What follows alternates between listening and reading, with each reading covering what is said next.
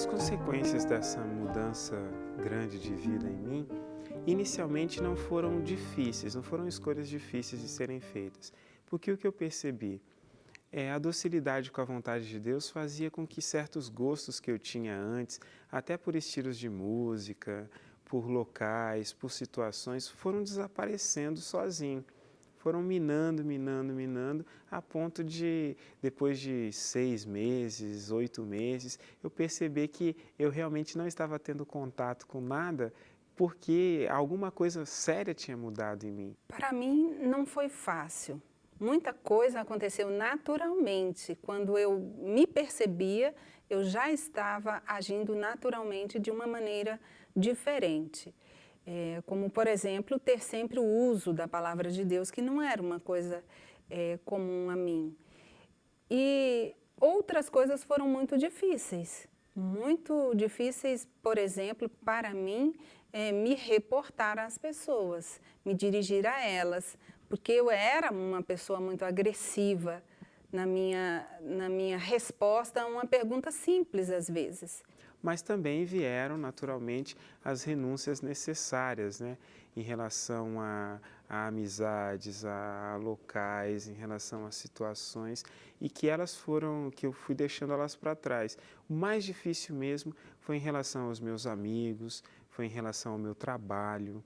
O que mudou na minha vida após aquele encontro pessoal com Deus foi um grande desejo de não viver mais para mim, de não ficar mais buscando realizar os meus planos. Eu tinha planos de casar, planos de ter filho, de ter família, planos de faculdade. Então tudo isso para mim foi não perdendo totalmente o sentido, mas foram planos que eu fui deixando para segundo, terceiro lugar. Nada. Voltei para minha casa, a casa era a mesma, os meus pais, os meus irmãos, a mesma irmã que eu me comparava muito com ela, porque me sentia inferior, mas eu era diferente. Dentro de mim tinha algo diferente. Eu vivia assim, um amor diferente, que era o amor de Deus, uma experiência de Deus, um desejo de ser de Deus. Então nada mudou, mas a Angélica mudou. Eu não sei, por exemplo, começar o meu trabalho antes de estar na presença de Jesus. Porque foi ali que eu tive essa experiência. E eu não tive apenas essa experiência do Senhor que, na sua infinita misericórdia, alcançou a minha vida naquele momento. Mas eu compreendi que nada, nenhuma mudança, mesmo aquelas que dependem do meu esforço, nenhuma mudança eu seria capaz de fazer sem que fosse com o auxílio de Deus. Eu rezo. Primeiro, eu penso que a nossa vida é uma escolha, né? A todo momento nós fazemos uma escolha, nós tomamos uma decisão. Então, para mim preservar isto, todo dia eu faço uma escolha. Qual a minha escolha? É por Deus. Renúncia para mim é não fazer a minha vontade. Renúncia para mim é todos os dias, diante de uma situação que eu quero que seja a minha vontade, eu tenho que abrir mão e dizer, não, em primeiro lugar a vontade de Deus. Em primeiro lugar, o sim de Deus. A minha vontade fica para depois. Mas a vontade de Deus, ela precisa prevalecer. E isso para mim é renúncia. É uma morte a cada dia, quando eu preciso abrir mão do meu querer, abrir mão da minha vontade para a vontade de Deus. Diante do lampejo da conversão, a gente sempre vai ter um espaço grande de escolha, onde a pessoa vai ter que optar por dar continuidade àquilo que experimentou naquele momento, ou então continuar a sua vida da forma que era. E lembrando São Francisco de Assis, quando ele estava próximo à sua morte, perguntaram para ele, Francisco, você não tem medo da morte? E ele disse, não tenho medo da irmã morte, porque todos os dias eu ia aprendendo com ela. Ela ia se aproximando de mim por causa das minhas renúncias.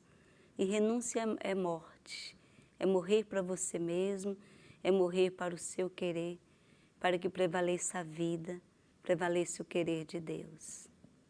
Mas eu penso que a primeira coisa que precisa acontecer conosco é trazer sempre na memória esse momento em que o Senhor nos alcançou, porque é o Senhor que toma a iniciativa de vir até nós.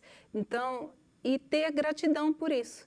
Se eu tenho gratidão por aquele dia em que eu, olhando para o sacrário, disse: Jesus, se o Senhor está vivo, devolve a minha alegria, eu tenho o impulso, então, de responder. E esse impulso de responder depende do meu esforço. Algumas pessoas, elas se sentem enfraquecidas demais, incapazes demais de romper sozinhos com a própria história. Isso é triste. E é exatamente por isso que essas pessoas precisam, o mais urgente possível, se juntar a um grupo que tem exatamente a mesma intenção.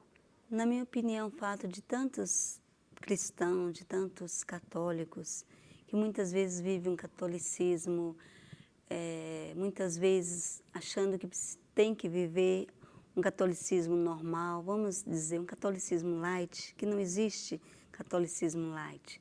Ou você é católico, ou você não é católico. Ou você vive aquilo que a sua igreja nos prescreve, aquilo que são os mandamentos da igreja, ou você não vive.